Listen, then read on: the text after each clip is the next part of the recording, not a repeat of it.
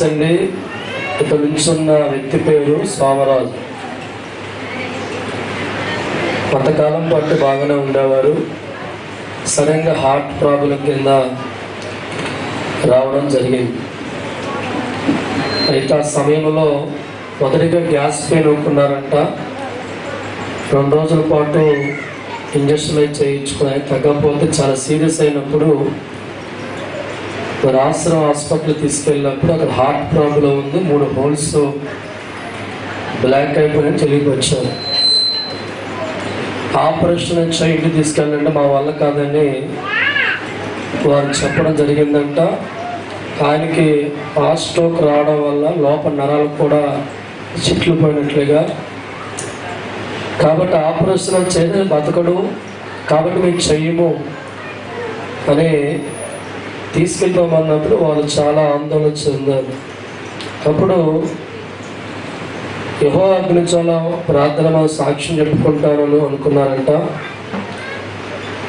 అలాగా ప్రార్థన చేయడం వల్ల దేవుడు ద్వారా వచ్చిన మాట ఏమవుతుందని వాళ్ళు విన్నప్పుడు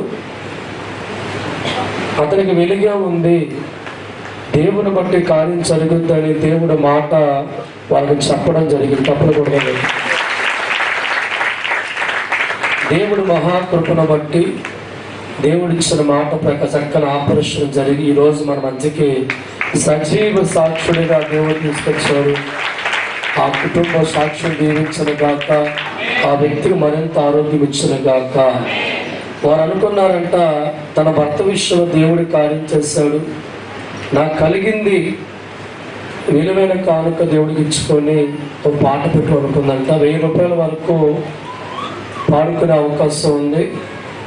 దైవజనుగా నా పాట 500, 600 ఒకటోసారి అమ్మా, 700 ఒకటోసారి, 900 ఒకటోసారి, 950 ఒకటోసారి నారా పాడేసుకో. తప్పని కూడా బిగ్గరగా స్వామి.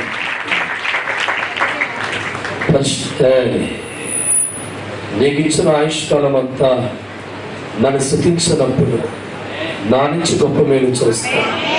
దేవా, మంచి ఆరోగ్యం ఇచ్చి ఈ బిడ్డను మీరు వాడుకొని అనేకులకు సాక్షి అనిపించును గాక.